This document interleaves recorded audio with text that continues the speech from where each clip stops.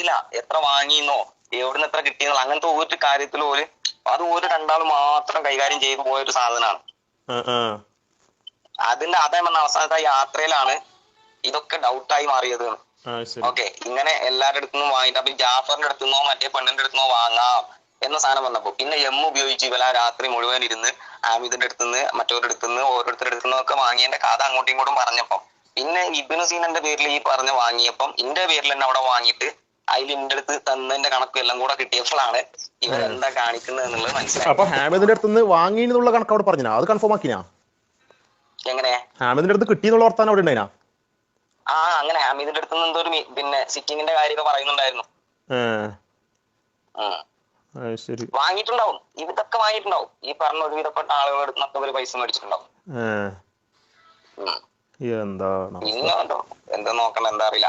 അതിനെ പറ്റി ആലോചിച്ചിട്ട് കാര്യമില്ല. അറിയാം ഞാൻ സാധനം വിട്ട് ഞാൻ മൈൻഡിന്നേ വിട്ട് എനിക്ക് പിരാന്താവുന്നു. എത്ര കാട്ടിന്റെ അറിയാലോ, കൊറേ ഫോട്ടോ പാർട്ടി പരിപാടി അവിടെ ഇവിടെ എന്നൊക്കെ പറഞ്ഞ് ഇവരെ കൂടെ പോസ്റ്റ് ചെയ്തിട്ടുണ്ട്. അതെല്ലാം കൂടെ പിരാന്തായി എല്ലാം കൂടെ ആയിട്ട് കളഞ്ഞിട്ട് ഡിലീറ്റ് ചെയ്യാൻ നിന്നിട്ടില്ല. അവിടെ നിന്നോട്ടെ, കാരണം അത് പാർട്ടി വേദികളിലാണ്. നമുക്ക് പറയാം, അത് ഞാൻ പറയാം. പാർട്ടി പരിപാടി അവിടെ ഇവിടെ വന്നപ്പോ അത്രേ ഉള്ളത്, അല്ലാണ്ട് വേറെ പിന്നെ അതില് ടെൻഷൻ ആവേണ്ട കാര്യമൊന്നുമില്ല. ഞാൻ ഈ സലീനെതിരെയാണ് ഫസ്റ്റ് പ്രതികരിച്ച് തുടങ്ങിയത്. ആ സമയത്ത് എന്നെ ബാക്കിൽ സപ്പോർട്ട് ചെയ്തതും ഹൈദറാണ്. പിന്നീട് ഇവര് ഈ കാസർഗോഡ് ഹാമിദിന്റെ വീട്ടിൽ പോയ ശേഷമാണ് ഹൈദറിന്റെ കളമാറി ചോട്ടിൽ ഞാൻ കാണുന്നത്.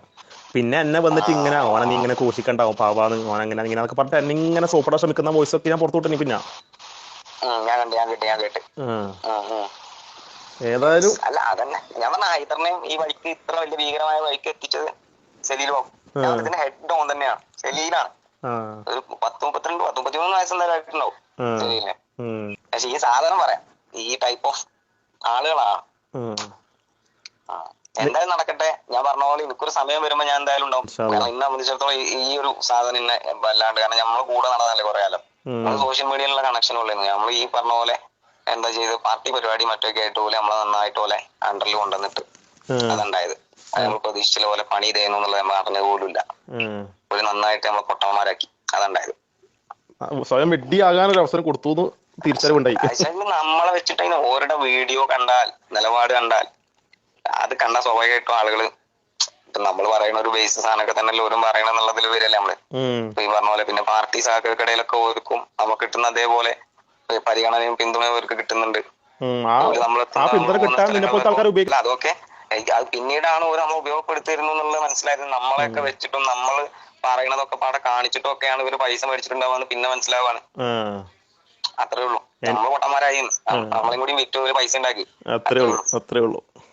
അതാണ് സുനിതനെ പറ്റിയൊക്കെ എന്തൊക്കെയോ വന്ന് പറഞ്ഞിട്ടുണ്ടായിരുന്നു. സുനിതയും ബൈസിൽ വർഗീസും ഭാര്യ ഭർത്താവാന്ന് പറഞ്ഞു.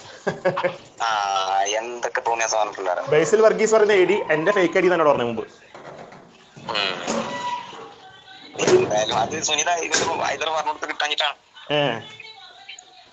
ഹൈദർ പറഞ്ഞിട്ട് തന്നെ ഹൈദർ എന്തെങ്കിലുമൊക്കെ വിഷയത്തിൽ പ്രതികരിക്കാനോ സംസാരിക്കാനൊക്കെ പറഞ്ഞിട്ടുണ്ടാവും ചിലപ്പോ. ചുരുക്കി പറഞ്ഞു കഴിഞ്ഞാല് ഈ വിഷയത്തിൽ ഇവര് പെട്ടു തന്നെയാണ് നീ മനസ്സിലാക്കുന്നത്. ഇനിയും പെടാനുള്ളതാണ് നീ മനസ്സിലാക്കുന്നത്. അത്രേ ഉള്ളൂ. അത് പറയുമ്പോ എന്തും കൂടെ വേണമെന്നറിയോ, ഈ ആളുകളെയും കൂടി മെൻഷൻ ചെയ്ത് പോകണമെന്നുള്ളൂ. എന്ത് ഈ പാർട്ടീനാണ് പറ്റിക്കുന്നത്. ഓരോ പിന്തുണ വെച്ചിട്ടാണ് ഈ കളിയൊക്കെ ഇവർ കളിച്ചത്. മനസ്സിലായിട്ടില്ല. അതെന്ത് ചെയ്യണം, നിങ്ങൾ മനസ്സിലാക്കുന്ന ഒരു കാലം വരാനുണ്ട് എന്ന് പറഞ്ഞു. അതൊരു സമയത്ത് ഇതൊക്കെ നിങ്ങൾ തിരിച്ചറിയും എന്ന് പറഞ്ഞു. അതൊക്കെ ആ രീതിയില് സാധനം കൈകാര്യം ചെയ്യണത്. പിന്നെ ഈ 4-5 പണിക്ക് പോകാതെ എങ്ങനെ ഇടപെടലുകൾ മുഴുവൻ പാർട്ടിയുടെ ഒരു അതുകൂടി ആയിരുന്നല്ലോ.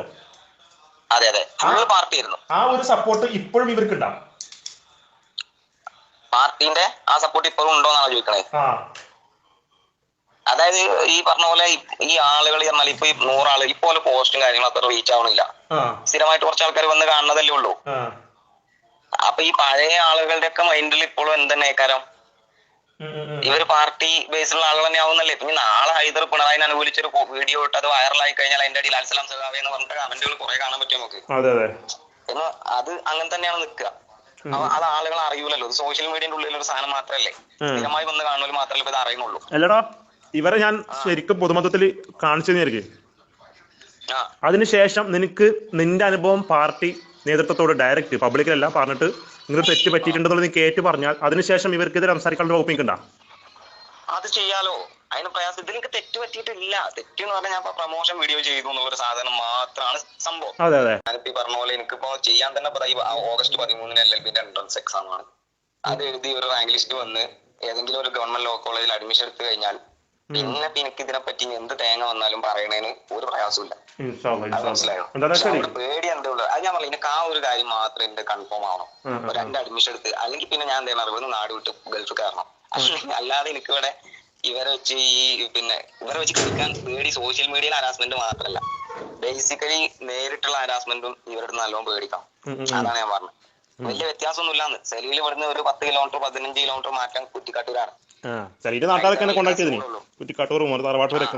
ഇവിടെ സംഭവം എന്ന് വെച്ചാലേ, ഇവിടെ ഇപ്പൊ പറഞ്ഞാല് ഇവൻ സെലീലും ഇവനും പിന്നെ ഇവരുടെ കുറെ ശിങ്കിടികൾ വാട്സപ്പ് കൂട്ടായ്മ ഒക്കെ ഉണ്ട്. ഞാനെന്ന് പറയുന്ന വ്യക്തി എന്റെ പേഴ്സണൽ വാട്സപ്പ് കൂട്ടായ്മയോ ഒന്നുമില്ല. ഞാൻ എന്റെ ആശയങ്ങൾ പറയുന്നത് അത് ജനങ്ങൾക്ക് എത്തിക്കുന്നതല്ലാണ്ട് ഒരു സപ്പോർട്ടേഴ്സ് സോഷ്യൽ മീഡിയ സപ്പോർട്ടേഴ്സ് അല്ലാണ്ട് പേഴ്സണലി കൂട്ടായ്മയായിട്ട് ഒരു സംഭവം എനിക്കില്ലാത്ത. എന്നിട്ട് ഇവരെ ഇവിടം വരെ എത്തിക്കാൻ എന്നെ കൂടെ പറ്റിയിട്ടുണ്ടെങ്കിൽ അതിന് ഉറപ്പാണ് സത്യത്തിന് വേണ്ടി സംസാരിച്ചാൽ ഫൈനൽ വിജയം എന്തായാലും ഉണ്ടാവും. അല്ല, ഈ സാധനം പറയണം, ഇതിട്ടണം. പാർട്ടിക്കാരെ ഒഴിച്ചോ മതിപ്പ് ഒഴിവാക്കിപ്പിക്കണം. അതാണ്. അത് ആദ്യം ഒഴിവാക്കിയാൽ പിന്നെ നമുക്ക് എന്ത് ചെയ്യാൻ പറ്റും? പിന്നെ ഇത്രേ ഉള്ളൂ.